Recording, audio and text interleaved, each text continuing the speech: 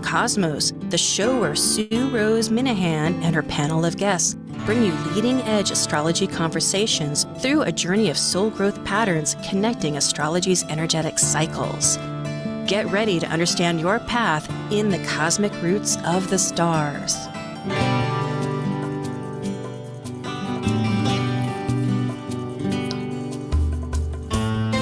Hello, everybody. Thank you for tuning in. This is Talk Cosmos, and I'm the founder, Sue Rose Minahan. Today is July 17, right in the middle of the month, and we're going to have two transit readings. It's a new episode in our existence for Kaleidoscope Visions, and we're focusing with these two mini readings for the charts the energy of a wonderful conjunction that's happening at the end of the month.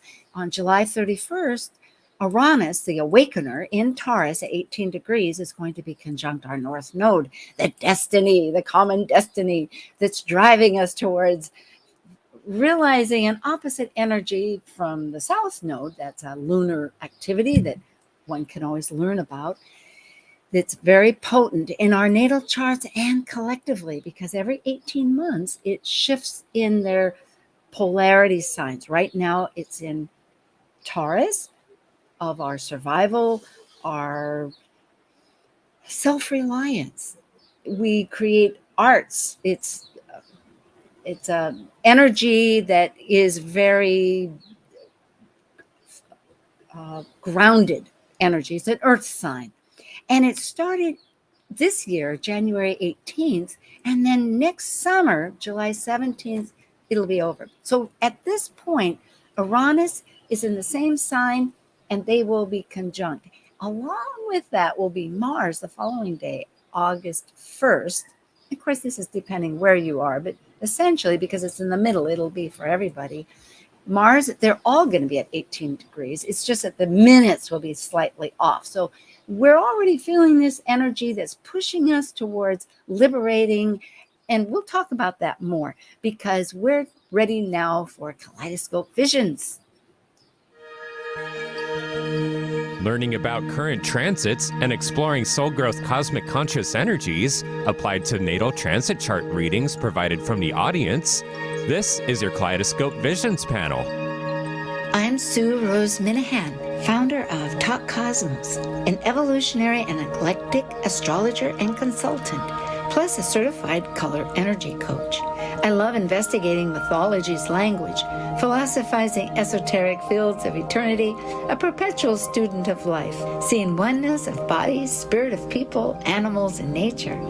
I explore creative expression as an artist, a musician, and write abundantly, poetry to stories, and celebrate humanity's individuated, co-creative life force experience.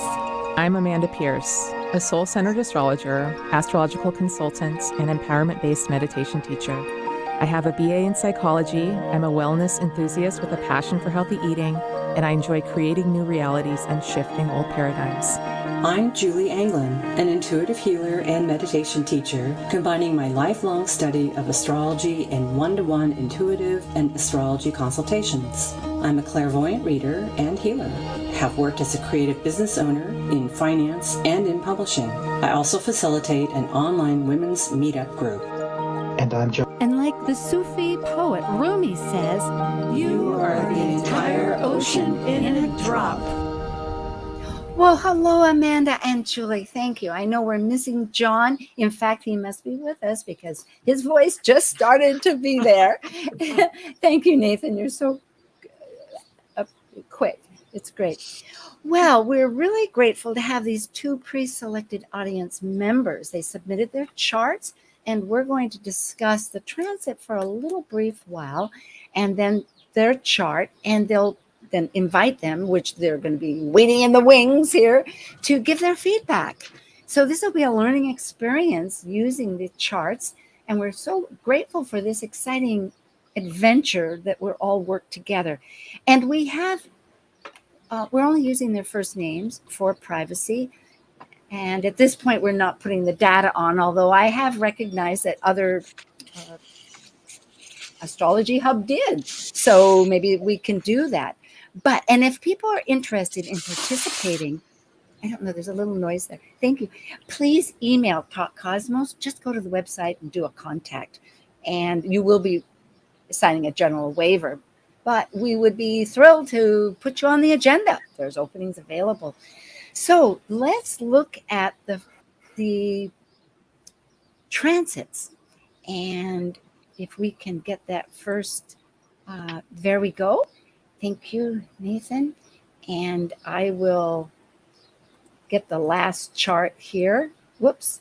This is for people that are with YouTube. You'll notice that this is explaining to people how you can participate, but not everybody is able. Oh, let's see. Can I get slide number 4, Nathan? Thank you so much. Okay. So, whoops. Oh, if I click it, it goes away, and I'm trying to see something. Okay. Very good. So in this chart, you'll notice, folks, that in Taurus there, the Uranus and the Neptune looks like a little horseshoe upside down, and Mars so tight. And it's still in tension with Saturn down there in, problem is I can't, okay, never mind. I'm going to look at my own chart. But I'll open it up. Amanda and Julie, what have you want to say? We'll only talk briefly about this. Yeah, well, so the North Node this is in your natal chart. This is where you're heading in life. It's one of the purpose points in the chart. And when you've got the transiting North Node, it's transiting through your chart and lighting up each different degree as it goes, so that your chart is moving towards that destiny. And when we've got Uranus connecting with it, it wants you to break free and detach from those areas that are no longer helping you down this path. So it's kind of like separating the wheat from the chaff and getting rid of anything that's just not serving you anymore. And with Mars, it certainly does activate it even further. It's so true. It's really that great courage, one way to think of it. And to contrast that impetus and the initiative that would be part of the Mars energy, and then the surprise energy that might come with Uranus, it's happening in a fixed sign. So it's kind of a juxtaposition there that could bring some interesting, unexpected events, especially since fixed energy kind of makes us settle into things so readily. And these two planets will come along and kick us out of our ruts. Very true. And it's in a very loose, not so loose, like what we call a grand square, where there's in 4 corners. Imagine yourself in not a box, but a cross.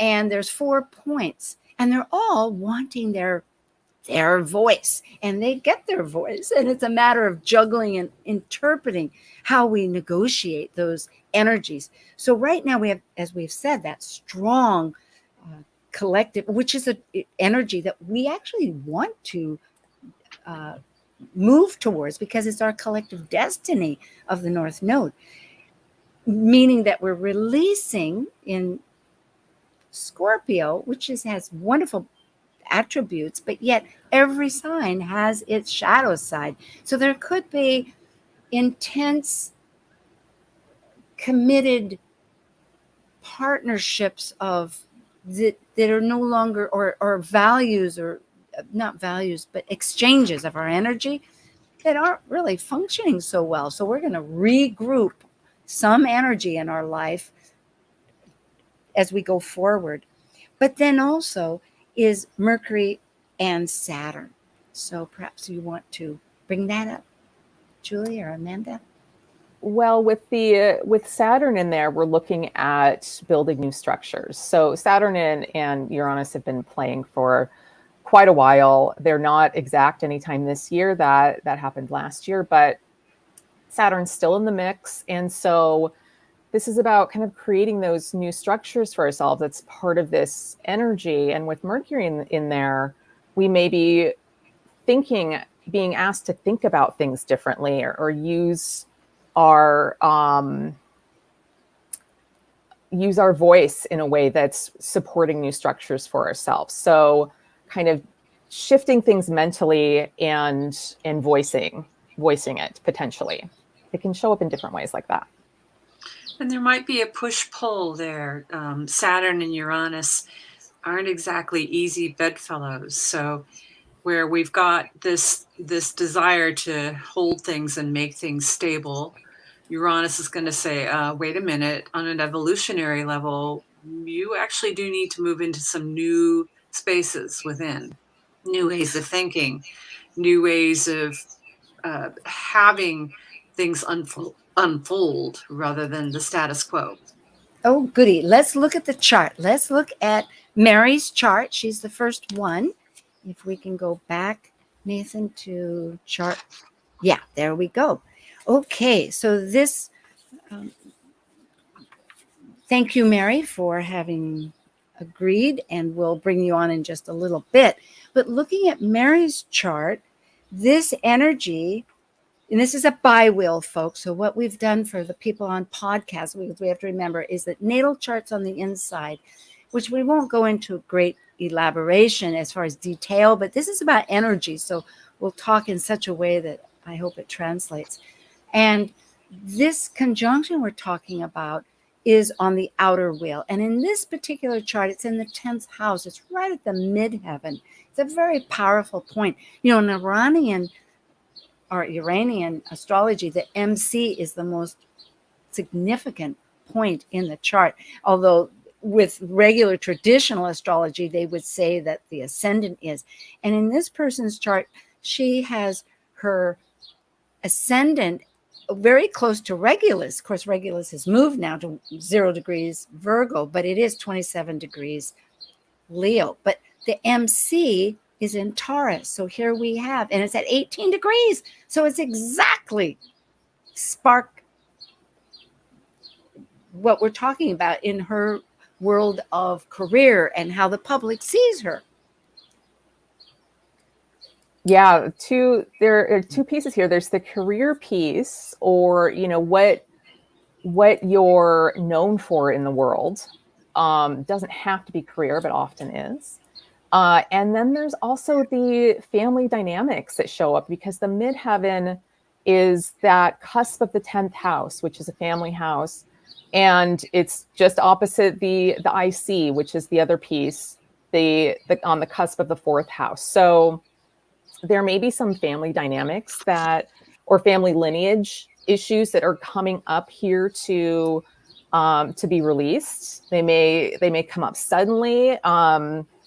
You also have Pluto, right? It's in the 3rd house, but it's conjunct the IC. So not only do you have a Scorpio IC, which is a very intense kind of a home life situation, potentially that's how it showed up for you growing up, but Pluto's there as well. So a lot of like very deep content that may be coming up where you're needing to have that courage to step in. Sue, I love that you said courage about Mars there. It is really about having that fierce self-advocacy for yourself, really just being in that fearless place where fierce self-advocacy. Isn't that nice? Because it's so and I know Julie will have things to say here. It's a transmutive. Pluto is transmutive. It's always that butterfly that's taking the content and rebirth, putting some into soil and some seeds so that they can grow. Julie, do you have? Yes, as with any time that's about an opposition, I was really taken with what was being said about that 10th to the 4th house, the career to your home and your heritage. These are real power points. Uranus, Mars, and Pluto are really going to push the envelope. So there'll be a sense with fixed energy that it's maybe difficult to resolve, especially since there's an opposition going on there. And it might be that every part of you is calling out to move to the future with Uranus and Mars at the midheaven. Yet there's some old business that might be needing to be looked at in a new way. And Uranus will help in bringing air space into that set of fourth house nadir type issues. Well, and I also, and Amanda, I hope I didn't stop you because I just loved what you were saying there. I'm remembering in that the dynamics of the 4 points, we have transiting Mercury at also just a few degrees before the ascendant at 24 Leo.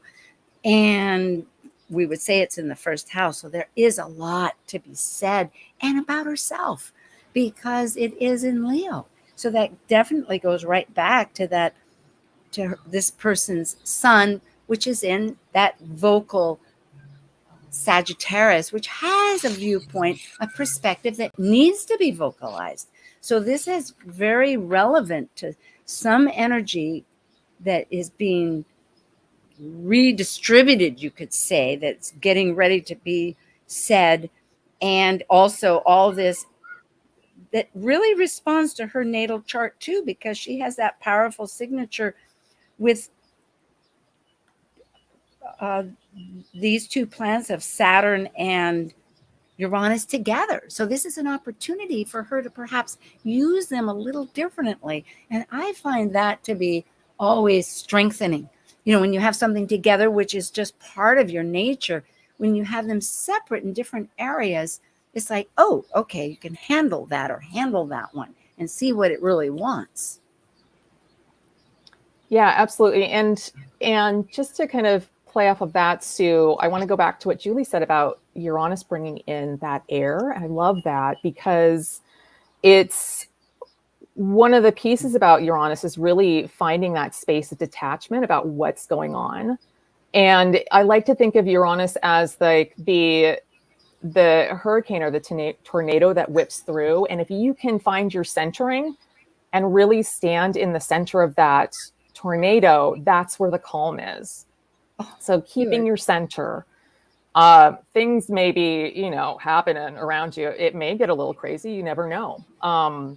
It certainly could with Uranus and Mars involved, but just remember to stay in your own centering, and that will really help you to see things clearly. Beautifully said, because, and then we'll have to close pretty quickly. There's also other aspects in this chart for this particular focus, because usually any change involves a myriad of other incremental energies. And in her seventh house, her one Ceres, as who the goddess of, there's both grief and sustenance. You find how to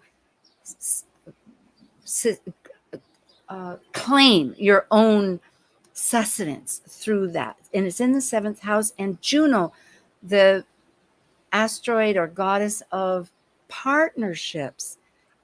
And these are in Pisces. It has to do with your spiritual, or else it could, depending on how one looks at it, one's relationship with the wild or nature and the spirituality. So there could be a unification and a healing in that sense.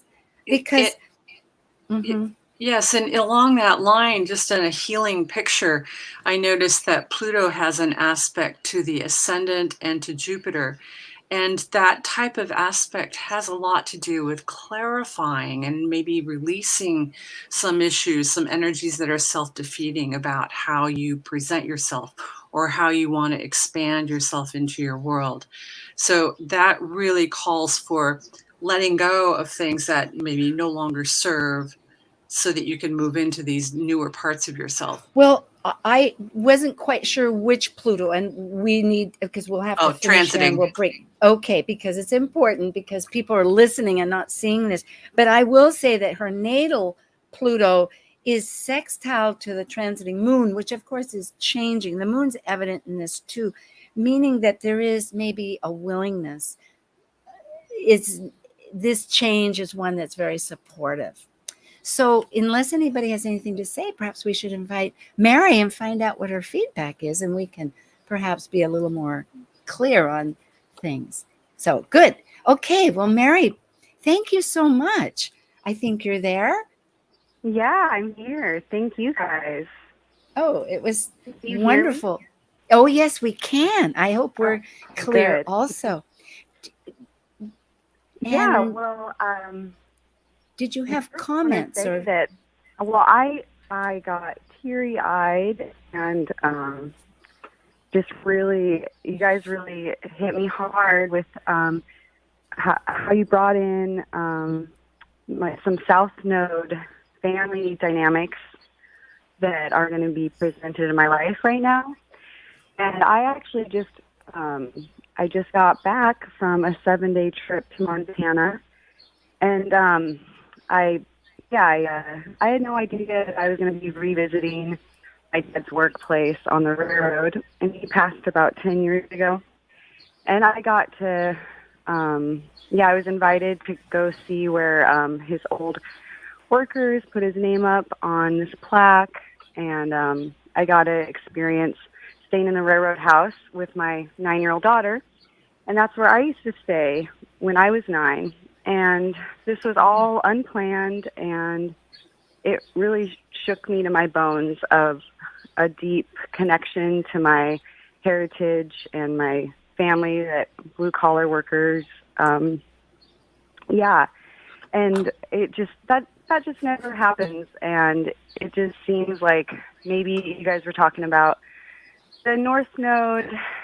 The North Node with the Mars and Uranus. It just seems like that Mars energy just like put it really fast in my life. It was just really, I don't know. Yes, that is such a telling, healing experience. As soon, Mary, as you spoke, I was looking at this chart because your personal Mars is in Aries. It's a very spark plug energy, but Chiron is very close to it. And Chiron is the healer of, and it's in the 8th house of our inheritance of. So this, I think, contributes also with this area of healing that you spoke of. But I just wanted to interject. Yeah, it seems like such a deep healing has happened to me. I feel like I almost got like baptized or something while I was gone. I'm at home just like feel like I'm just like in light or something. And then also that I'm speaking about this to you guys is very public, and I have a voice for the healing experience, and I'm talking about it, and that seems very on cue for 10th house stuff for me. For that transit. Absolutely. I mean, and it doesn't always have to be career, right? I mean, this can just be a very public piece. And this transit will also, it's not just a one-day affair. It's going to kind of unravel or continue to develop as we move through the year.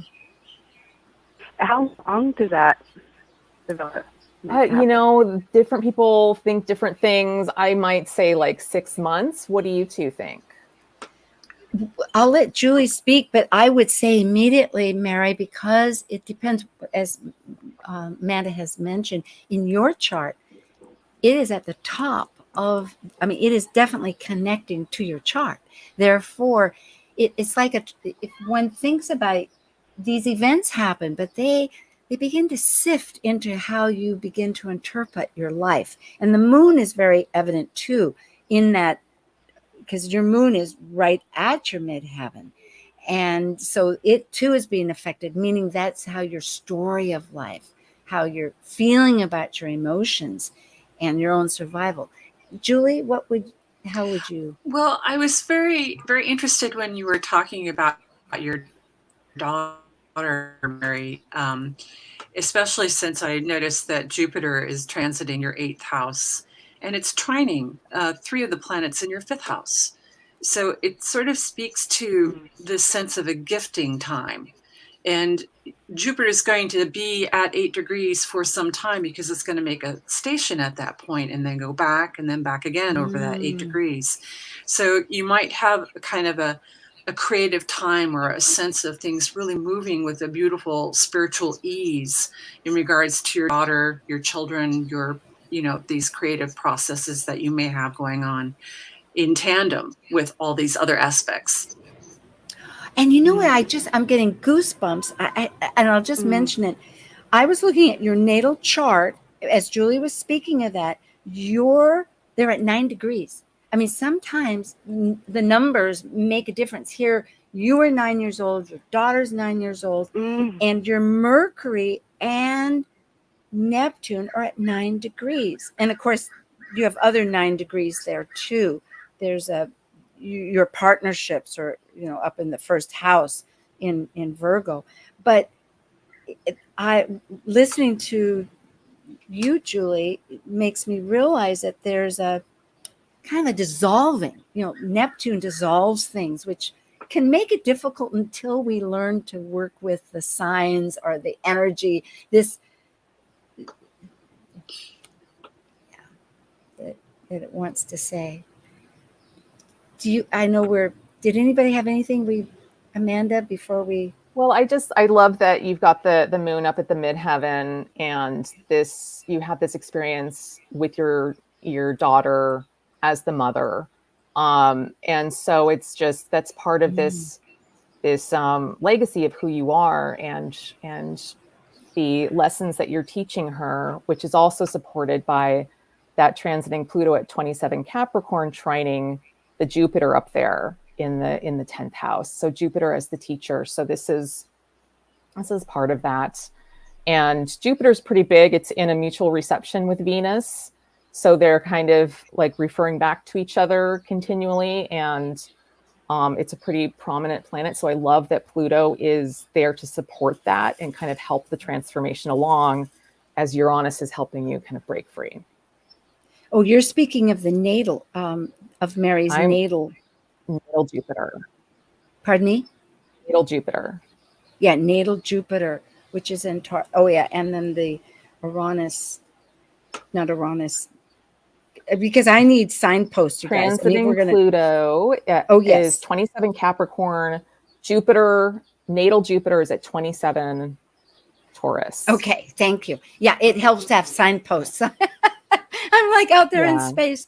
Well, beautiful. I think this is so great. Well, Mary, go ahead if you have in work, my partner, he's becoming a tattoo artist, and I have my own little private tattoo studio, and he's going to be working with me, and so I feel like it's just starting, and so that's interesting. That it kind of feels like I'm bringing my home life into my work life.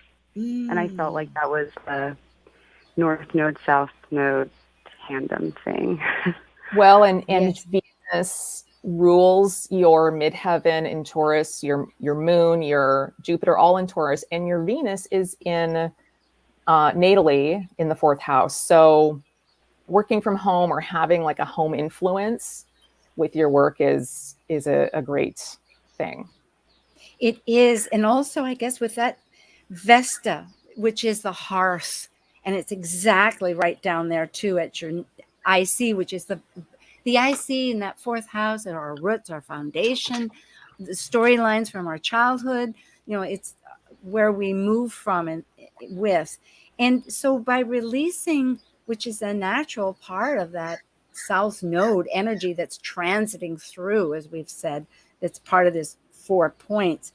Recalibrating it. That's what, the Scorpio energy does. Kind of remobilizes things in such a way that's like from the cocoon to the butterfly. Well, happy flying, and thank you, Mary. Yeah, thank you guys. It was awesome. Oh, good. All right.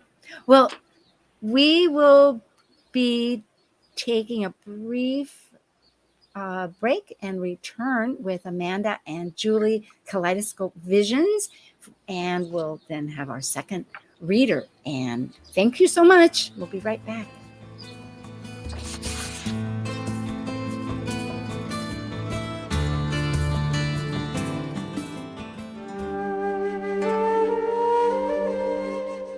While we take a break from this week's edition of Talk Cosmos, let's take a look at this cycle's archetype.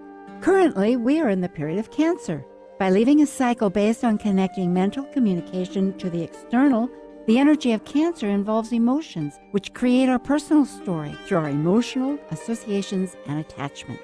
As a cardinal water sign that is nurturing, Cancer needs to process emotions in one's own internal rhythm of cycles in order to complete an evolution. Most people go through the motions of living but are actually only existing. At some point, when the feeling of exhaustion or emptiness is loud enough, questions begin to arise. How do I begin to find my way back to myself? Who am I? How do I heal? These questions are crossroad points in a person's life. Come reset, relax, and rejuvenate to your best self on August 23rd and 24th. Start your journey of healing at this 2-day virtual event focused on working with fear. Immerse yourself in meditation, color therapy, astrology, and much more.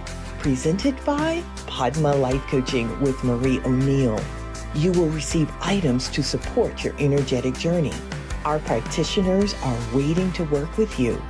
To learn more and to register, go to virtualhealingretreat.eventbrite.com. Don't wait, register now. This is Martha Norwalk. Every Sunday morning, beginning at 9 a.m., thanks in part to the Nanda Institute of Living Yoga, we cover the world of animals. This week, July 24th, it's my next teaching show with Walter Stoffel, author of Lance, A Spirit Unbroken. I'll pick up right where I left off on June 26th, so catch up in the archives if you need to. Great things everyone should teach their dog coming up. Hope you can join us for Martha Norwalk's Animal World, Sunday morning, 9 a.m. to noon, right here on Alternative Talk, AM 1150. Talk Cosmos brings you leading-edge astrological conversations with hour-long programs each week on KKNW. The show goes live every Sunday from 1 to 2 p.m. Pacific. Talk Cosmos weekly programs are also available to watch live on Facebook and YouTube, along with daily chats throughout the week on the Talk Cosmos YouTube channel. While you're there, make sure you click like and subscribe buttons so you can get the full Talk Cosmos experience. Or, if you'd rather listen to the show archives with audio only, the entire podcast collection since 2018 is available on most podcast carriers. So, grab your coffee, tea, or kombucha and enjoy the show. Like us on Facebook, facebook.com/1150kknw. Well, hello, and we're back again. This is Kaleidoscope Visions, July 17, and we, with Julie and Amanda and myself, Sue Rose Minahan, are continuing to discuss transits. And we're focusing using the transit coming up on the 31st of this month with Uranus and the North Node of our destiny, Uranus the Awakener, with Mars, because the following day it's going to be all at 18 degrees within minutes of the activator. So just to regroup a little for those that may have just checked in, we did explain quite a bit in the very first part of our talk, at the hour before we had Mary's chart, a little bit about it. So it was that this is an impetus for surprise, a breaking through. It's a fixed energy. So it could be a little sudden in some ways, but it is towards a courageous energy. It's building the structure, and there's thinking involved. I mean, not that thinking isn't involved, but Mercury is part of this, along with Saturn, which is the other 2 points. So how we're beginning to rethread some of these thoughts and ideas, but where it is in your chart makes the difference. And I think, what was that you were saying, Amanda, about fierce self? Can you remember? Fierce self-advocacy with Mars advocacy. there. I love that, advocacy. Oh boy, I sure want one of those. I was thinking, oh boy, all these ideas and thoughts. And also that there was between home, when we have Saturn involved. Now, in the other chart, it had the polarity there. But even so, whenever we get Saturn, it seems to involve the parental or the roles or that energy of the traditional. Are we going to stay with the conditioned? Or are we going to boot it out? And of course, it's in a sign right now, Aquarius, is saying reboot, reboot. And that's not always such a, we need energies like this coming up to help rearrange things. Would you say? Yes, absolutely. Yeah, I Yep. think that it's a good thing. The universe is trying to help us move forward in our lives. Julie, did you have I think it's what we need. I think we've been needing to be yanked out of some status quo, and that's what's going to happen. I know I'm looking at my own thinking, well, I thought I had things arranged. I kind of see where the status quo might be going, but that's just a point. We don't. Well, Well, one of the things that's so great about it is once you leave what the status quo was and you walk into the new, it's like, oh my God, why did I wait so long? I mean, kind of Like this us. anticipation of space, of newness. And that's kind of a fun place to be. Isn't it like Kaleidoscope Visions? Here, we've been a panel as of March. There was because we let go of cosmic collaboration and redesigned this because of change. Actually, somebody died and there was a new opening for a new way of looking at things, which is very visceral, of something that doesn't have to be that visceral. So often it's more metaphysical, energies that transform. But just by having this panel, we have reformed ourselves. And I'm hoping that our audience will participate. In other words, go to talkcosmos.com. You can contact us. There's in the panel, it describes at the end of this, there's many ways to find out. And it's very simple to do. Just email info@talkcosmos and let us know that you're interested. In doing so, we will send you a form that you will sign and send back. That's a waiver, just saying that you release, that it's okay for us to do this, that you're authorizing it. And then we'll schedule, because we have a schedule and it's once a month, and we'd be glad to have you join. Well, I hope that was clear. Let's go to our chart. This is the second chart for Rachel, who will be joining us in a little bit. And for Rachel's chart, providing it's in the 6th house, right, wanting to go up into from the lower hemisphere of ourself as we develop, and the 6th house of our daily routine and perfecting things, the details, organization, our pets, our services, into wanting to enter into, well, maybe not. It's still really pretty focused in that 6th house. So if you have something to say, one of yourselves. Well, Chiron is the chart configuration here is kind of like a bucket. And typically you would stick with a standard planet for a bucket. You wouldn't include Chiron, but I think Chiron is important enough to really include here. And so you can see, it looks like for those on the podcast, all the other planets are on the left side of the chart and Chiron is on the right side. And the natal chart, right? The natal chart, yes. On the and inside, so yes. Chiron is kind of like that handle of the bucket, and that makes it a very dominant energy. And so there's a lot to do in this chart about learning to kind of work with that energy and managing that. So with Uranus North Node, Mars coming up on this Chiron, that's a pretty big deal for Rachel. Mm-hmm. Well, it is, because Chiron, and Julie will be ready. I love Chiron. I mean, I love all the planets, but Chiron increasingly becomes such a fierce self-advocate, to use your words, Amanda. Once one gets a handle that their area that is unable to be sufficed, that seems like a wound that's for oneself, and this would be in Taurus of perhaps self-survival. Exactly that, like, how am I demonstrating my abilities, my strength, my survival, my self-reliance, my art, through my everyday life. But yet, once you use those great tools that you've really been working on and focusing on and generate it towards a usefulness to others, it transforms into this, again, of healing service. I really like how that Earth sign, Chiron, is sort of the antidote to the pileup on the natal chart toward the ascendant, because that pileup is what, Libra, Scorpio, and Sag.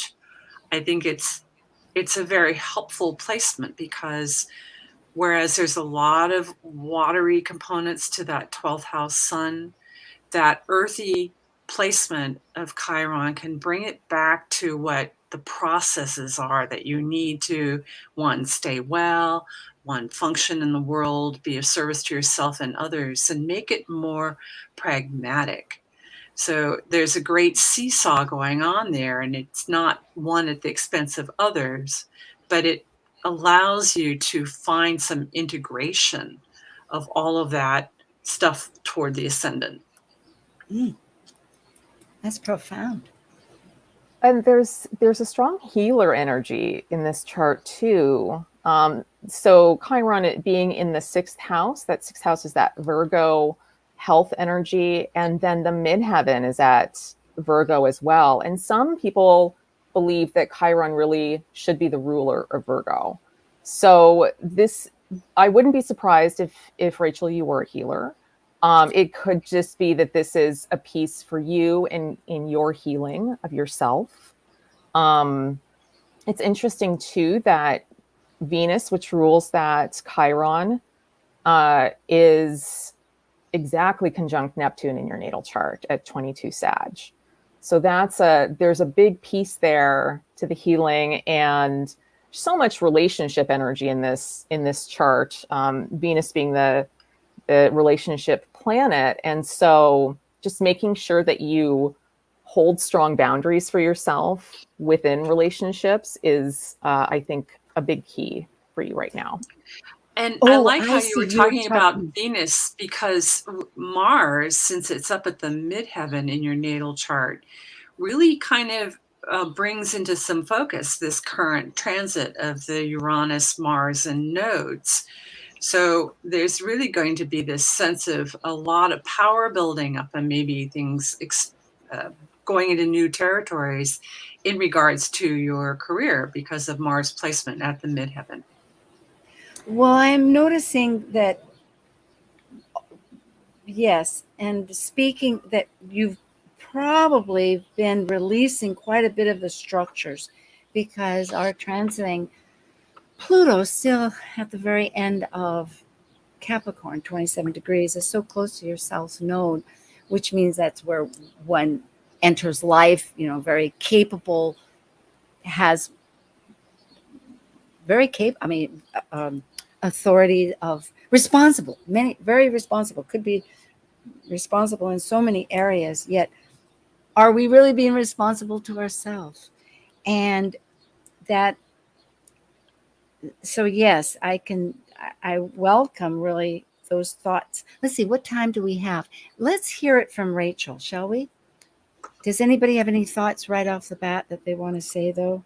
Yeah, I did want to make one comment based on what you were just saying, Sue, and that is that the transiting Pluto has just completed. Oh no, I'm wrong. Forgive me. I'm looking at it incorrectly. Okay. Sorry. That's okay.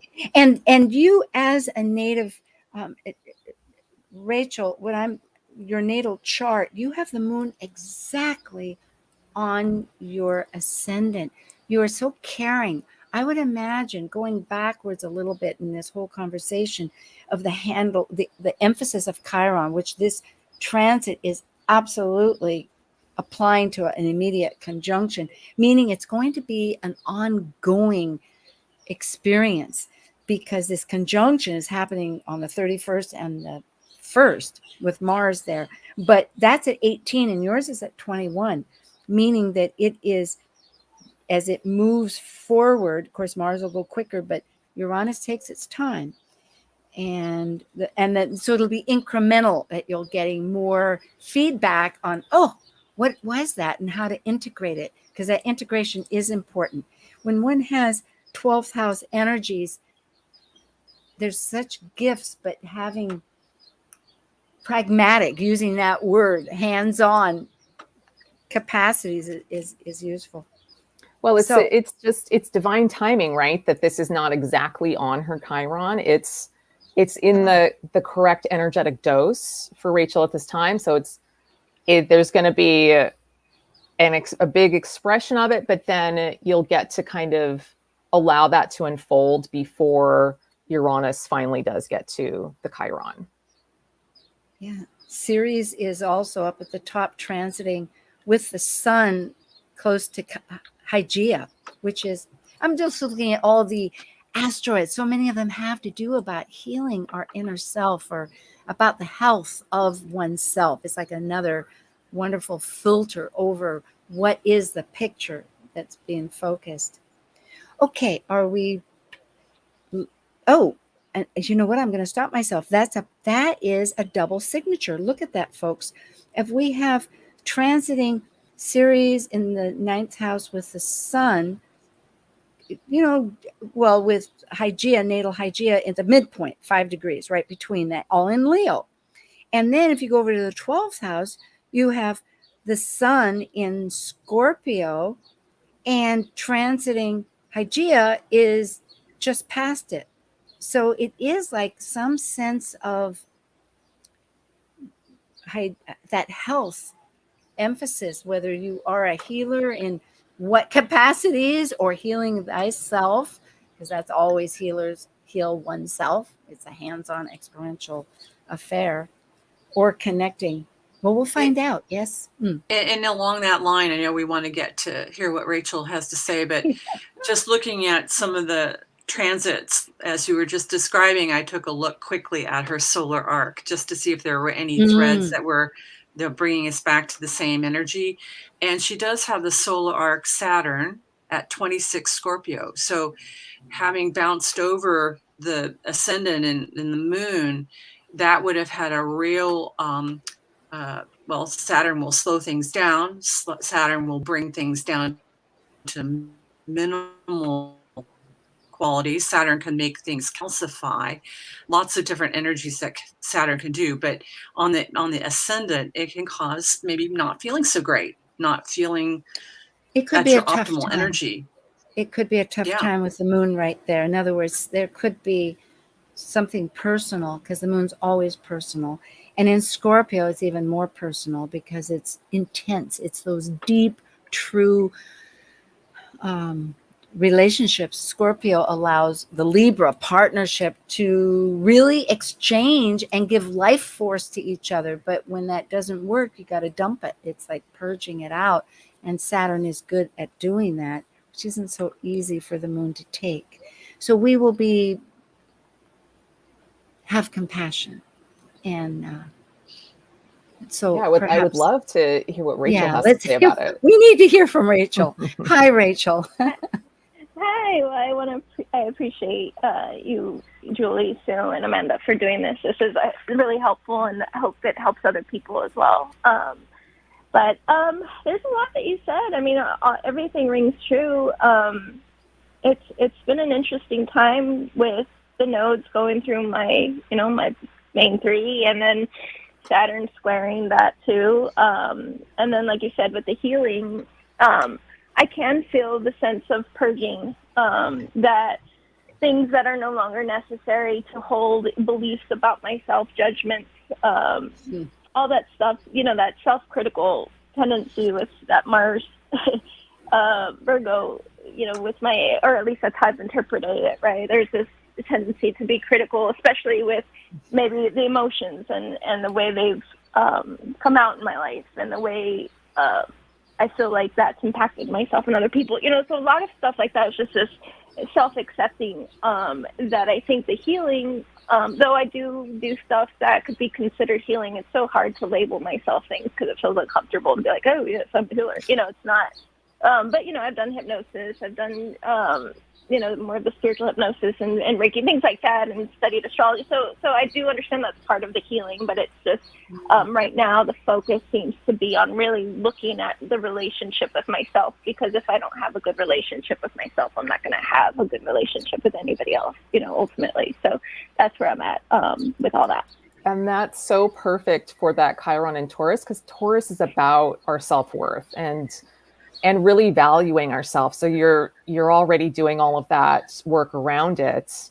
And Mars is coming up, really asking for that fierce self-advocacy again. So that may be a piece that you see in the external world, maybe not. Maybe this is just fighting off those mental words that pop up in the head, just like really slaying them, and being the warrior for yourself. Yeah, definitely. And it's interesting because my progressed moon's in Taurus right now too. So when that first happened, I noticed a lot of focus on my health and my work and all that. But and then finding that balance of being in this world and doing what you need to do, but then also that desire to kind of merge into the oneness of things. Like that's always been this thing with me, that it's like, and finding that balance of that has been part of the daily practice as well. So not wanting to deny this human experience and who I am and how I perceive myself, but also not giving up that awareness that we're more than we think we are. And so that has really been the focus that I focus on each day. And when things come up, even if it hurts or it's hard, I have to remember the truth that I know it to be for myself. Yes, and I'm thinking, well, there's many things that you've said. So I'm just immediately, though, I did want to mention about Mars, because I do see what you're saying is right. It's just like the other person had, but you have exactly at the top of your chart Mars. And the beautiful thing about Mars is it defends. It has causes. It can, out of frustration, Mars can be quick. It can be like, let's get, I'm not using maybe anger as a tool, which has its purpose, telling someone to stop perhaps. But in Virgo, what a great discernment. You could be really, I'm thinking, as you mobilize these other parts of your own self, using all that individuality, because having your planets on the east side, as you do, you're extremely individuated. You're a unique self person. It's just, how do you express that self person, and with all the attributes, seeing oneness, which I understand. I have Neptune in the first, but so I'm just trying to give credibility to that Mars and the purpose of it, that if it were allowed to defend some nonprofit or some health regime, it would be very happy. And can I just note also that with that Venus-Neptune conjunction, there's just such intense sensitivity with you. And so it can be hard to really be in the body. And that's part of that Chiron in Taurus as well, because Taurus is that grounded sense, felt experience in the body. And so I like that transiting Saturn is at 22, sextiling the Venus-Neptune right now. So you can reach to that for support in creating those boundaries for yourself, because with the sensitivity, there's a porousness. And so it's hard to defend yourself against the energies out there and then know what's your energy. And so just finding that space to really ground into yourself and use whatever shielding techniques you have to kind of keep your energy pure. And that's going to help with this Chiron transit as well. And the other thing to note is that the May eclipse was on your ascendant. So that grounding in the new part of yourself is really the theme. It's going to last for a number of months, and it did obviously hit your moon. It's right there. So it's a real new sense that you're going to be going into. Thank you, Rachel. I hope all this. Yes, blessings to you, 100%. And we Thank really you. appreciate. Thank you so much. Okay. And thank you, everybody. We are enjoying this and enjoying the possibilities to give service and to get feedback. It's really what astrology is about. And again, if you're interested, email info@talkcosmos.com or just go to the web page site. Thank you, Amanda Pierce. Thank you, Julie Anglin. We will continue in a month. And I guess so much I'd love to say, but I just want to thank everybody. Thank you. Yeah, thank you all. Okay. Thank you for joining us on Talk Cosmos, the show where Sue Rose Minahan and her panel of guests connect soul growth patterns with the energetic cycles of astrology. Be sure to tune in next Sunday at 1 p.m. Pacific Time to continue your journey through the roots of the cosmic pathway.